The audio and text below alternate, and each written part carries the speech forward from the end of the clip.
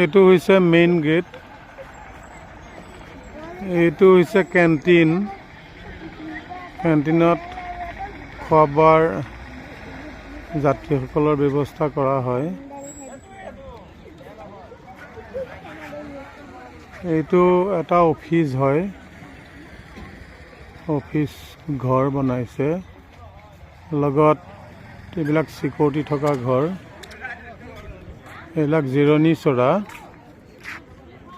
এইটো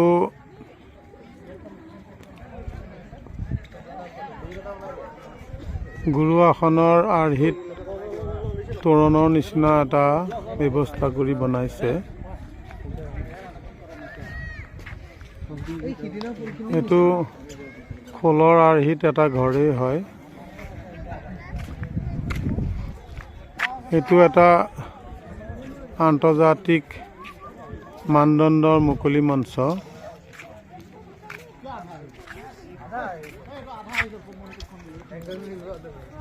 এইবিলাক মানুহ থকা ঘৰ, কোৱাৰ্টাৰবিলাক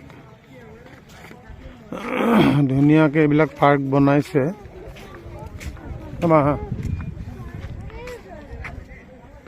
এইটো নাৱৰ আৰ্হিত এটা ঘৰ বনাইছে, তাতে বিভিন্ন ধৰণৰ কামবিলাক হ'ব, যেনে গীত মাত শিকোৱা বিভিন্ন ধৰণৰ স্কুলবিলাক হ'ব। বহুত যাত্ৰী আহি আছে। সেইখন এটা তালৰ আৰ্হিত এটা অডিটৰিয়াম, তাল এযোৰৰ আৰ্হিত এইটো অডিটৰিয়াম হৈছে। অডিটৰিয়ামৰ চানিখন সম্পূৰ্ণ এতিয়াও হোৱা নাই। সেইটো কাম এতিয়াও বহুত 30% কাম বাকী আছে। আৰু বাগানবিলাক ইয়াত আছে।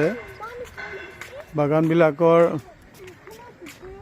মাজে মাজে বিভিন্ন ধৰণৰ সত্ৰীয়া নৃত্যৰ ভংগীমাত, বিভিন্ন ধৰণৰ ইয়াতে সত্ৰীয়া ধৰণৰ ভংগীমাত গোপীসকলৰ, নৃত্যৰত গোপীসকলৰ ইয়াত ব্যৱস্থা কৰা হৈছে।